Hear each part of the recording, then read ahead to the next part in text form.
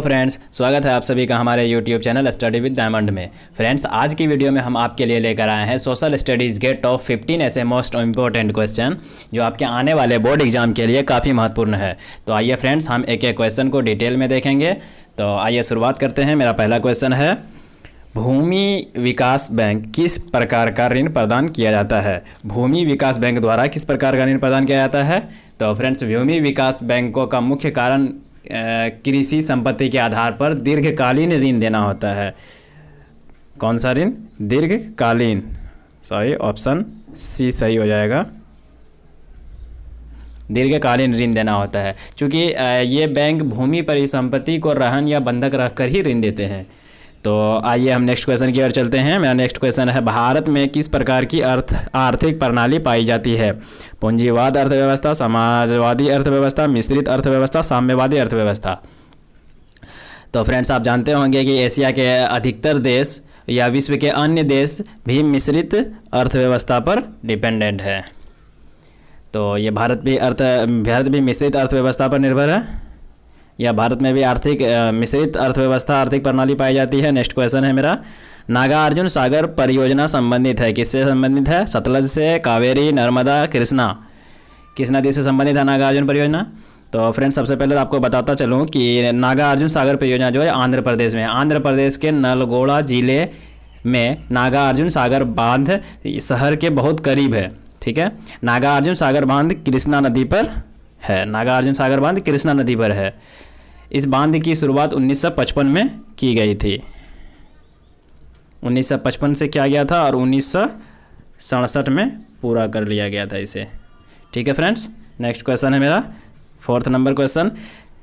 26 दिसंबर 2004 को विश्व का कौन सा भाग सुनामी से प्रभावित हुआ था? तो आपको पता है 26 दिसंबर 2004 को एक बहुत बड़ा सुनामी आया था, जो कि विनाशकारी सुनामी था, जो कि दक्षिण पूर्वी एशिया में और बंगाल की खाड़ी को काफ़ी प्रभावित किया था। बंगाल की खाड़ी इसका करेक्ट आंसर हो जाएगा।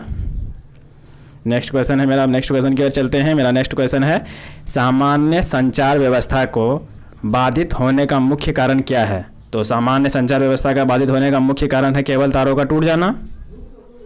ठीक है फ्रेंड्स, नेक्स्ट क्वेश्चन की ओर चलते हैं। बाढ़ क्षति पहुंचाती है? किसे पहुंचाती है? तो फ्रेंड्स, आप सब जानते हैं बाढ़ किसे क्षति पहुंचाती है। बाढ़ किसी एक को तो क्षति पहुंचाती नहीं है, इसलिए इसका आंसर हो जाएगा ऑप्शन डी, उपरोक्त सभी को, फसलों को, पशुओं को, भवनों को, सभी को। ठीक है फ्रेंड्स, हम नेक्स्ट क्वेश्चन की ओर चलते हैं। मेरा नेक्स्ट क्वेश्चन है, स्वर्णिम चतुर्भुज संबंधित है? किससे संबंधित है? तो स्वर्णिम चतुर्भुज का संबंध सड़क से है। किससे है? सड़क से। ऑप्शन बी इसका सही आंसर हो जाएगा, क्योंकि देश के 4 महानगरों को यह जोड़ती है। ठीक है, स्वर्णिम चतुर्भुज को इंग्लिश में गोल्डन क्वाड्रिलेटरल भी कहते हैं। क्या कहते हैं? Golden quadrilateral. अब नेक्स्ट क्वेश्चन की ओर चलते हैं। क्वेश्चन नंबर 8 है, बाढ़ के समय लोगों को कहाँ जाना चाहिए? गांव के बाहर, खेतों में, उच्च भूमि पर, कहीं नहीं। तो बाढ़ के समय में लोगों को उच्च भूमि पर ही जाना चाहिए, जिसका option C is the correct answer. Next question है मेरा 9वें नंबर का क्वेश्चन, इनमें से कौन से क्षेत्रीय राजनीतिक दल हैं? तो फ्रेंड्स, आप जानते हैं क्षेत्रीय राजनीतिक दल उसको कहते हैं जो किसी विशेष क्षेत्र में ही अपनी राजनीतिक गतिविधियों का कार्यान्वयन करती है, उसे क्षेत्रीय दल कहते हैं। तो भारतीय जनता पार्टी यह एक नेशनल पार्टी है, भारतीय राष्ट्रीय कांग्रेस यह भी नेशनल पार्टी है, भारतीय कम्युनिस्ट पार्टी यह भी नेशनल पार्टी है, जेडीयू यानी कि जनता दल यूनाइटेड जो है, जो नीतीश कुमार की पार्टी है, यह एक क्षेत्रीय राजनीतिक दल है। ठीक है फ्रेंड्स, नेक्स्ट क्वेश्चन की ओर चलते हैं। इसका ऑप्शन सी करेक्ट हो जाएगा। अब हम नेक्स्ट क्वेश्चन की ओर चलते हैं। नेक्स्ट क्वेश्चन है, पंचायत चुनाव कौन करवाता है? तो केंद्र सरकार, जिला परिषद, राज्य चुनाव आयोग, राज्य सरकार। तो फ्रेंड्स, सबसे पहले तो आप इसमें ऑप्शन छाट सकते हैं, इसको एलिमिनेशन मेथड से भी बना सकते हैं। सरकार तो चुनाव करवाती नहीं है, इसका मतलब केंद्र सरकार और राज्य सरकार तो होगा नहीं। ठीक है फ्रेंड्स, चुनाव हमेशा चुनाव आयोग करवाता है। तो जिला परिषद तो खुद ही पंचायत चुनाव में भाग लेते हैं, आपको पता होगा। तो इसका आंसर हो जाएगा ऑप्शन सी, जो कि राज्य चुनाव आयोग। तो फ्रेंड्स, आप याद रखेंगे, पंचायत में राज्य चुनाव आयोग करवाते हैं। अगर केंद्र की बात की जाए तो केंद्र चुनाव आयोग करवाता है, जिसको हम इलेक्शन कमीशन भी बोलते हैं। राज्य में अलग होता है और केंद्र में अलग होता है। तो इसका करेक्ट ऑप्शन हो जाएगा ऑप्शन सी, राज्य चुनाव आयोग। राज्य में भी चुनाव आयोग, राज्य चुनाव आयोग ही चुनाव करवाते हैं, और पंचायत में भी राज्य चुनाव आयोग ही चुनाव करवाते हैं। तो ठीक है फ्रेंड्स, अब हम अगले क्वेश्चन की ओर बढ़ते हैं। मेरा नेक्स्ट क्वेश्चन है, भारत के किस राज्य से पंचायत राज की शुरुआत हुई थी या हुई? तो इसका ऑप्शन बिहार, उत्तर प्रदेश, पंजाब और राजस्थान। तो फ्रेंड्स, जैसा कि आप जानते भी होंगे, देश का एक पहला राज्य था, भारत देश का पहला राज्य जहां पर पंचायती राज की व्यवस्था शुरू हुई थी वो था राजस्थान में। ठीक है, इस योजना का शुभारंभ पंडित जवाहरलाल नेहरू द्वारा किया गया था राजस्थान के नागौर जिला से। ठीक है, नागौर जिला से इसकी शुभारंभ, इस योजना का शुभारंभ 2 अक्टूबर 1959 को इसका मतलब आंध्र प्रदेश के राजस्थान से इसका स्टार्टिंग हुआ था। ठीक है, शुरुआत हुई थी राजस्थान के नागौर जिले से 2 अक्टूबर 1959 को। ठीक है फ्रेंड्स, अब इसी योजना को देखते हुए इसके बाद दूसरा राज्य बना था आंध्र प्रदेश, जो कि पंचायती राज की शुरुआत किया था। तो हम पहला पंचायती राज की शुरुआत कहाँ से हुई थी? शुरुआत राजस्थान से हुई थी। चलिए अब हम नेक्स्ट क्वेश्चन की ओर चलते हैं।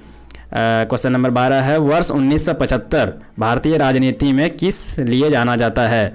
तो बहुत ही सिंपल क्वेश्चन है, इसका आंसर आपको पता होगा। 1975 में 25 जून 1975 को 25 जून 1975 को आंतरिक आपातकाल लागू हुआ था, जो कि 21 मार्च 1997 तक चला था। यह टोटल 21 महीना तक चला था, 21 महीना तक देश में आपातकाल की स्थिति थी, आपातकाल चल रहा था। तो इस टाइम भारत के प्रधानमंत्री श्रीमती इंदिरा गांधी जी थी। इनके कहने पर ही भारत में आपातकाल की घोषणा कर दी गई थी, जो कि भारतीय संविधान के अनुच्छेद 352 यानी कि आर्टिकल 352 के अंतर्गत आता है। तो आपातकाल लगाने की जानकारी या फिर इसका ये मिलता है हमको भारतीय संविधान के आर्टिकल 352 यानी 352 में अनुच्छेद के तहत। तो ठीक है फ्रेंड्स, इसमें इसका करेक्ट आंसर हो जाएगा श्रीमती इंदिरा गांधी जी प्रधानमंत्री बनी। इसका ऑप्शन सी हो जाएगा, देश में आंतरिक आपातकाल लागू हुआ था। वर्ष 1975 इसलिए जाना जाता है भारतीय राजनीति में कि इस समय देश में आपातकाल लागू हुआ था। ठीक है फ्रेंड्स, नेक्स्ट क्वेश्चन की ओर चलते हैं। ताड़ी विरोध का आंदोलन किस प्रांत से शुरू किया गया था? तो फ्रेंड्स, वर्ष 1992 में आंध्र प्रदेश में, ठीक है फ्रेंड्स,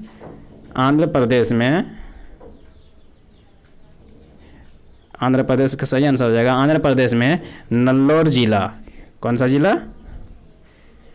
नल्लोर जिला में शुरुआत हुई थी ताड़ी विरोध आंदोलन की, जो कि पूरे राज्य में बहुत तेज़ी से फैल गया था, जिसमें बड़ी संख्या में महिलाओं ने ताड़ी के बिक्री व नीलामी के विरुद्ध मोर्चा खोला था, तथा सरकार को बाध्य किया था कि वह प्रदेश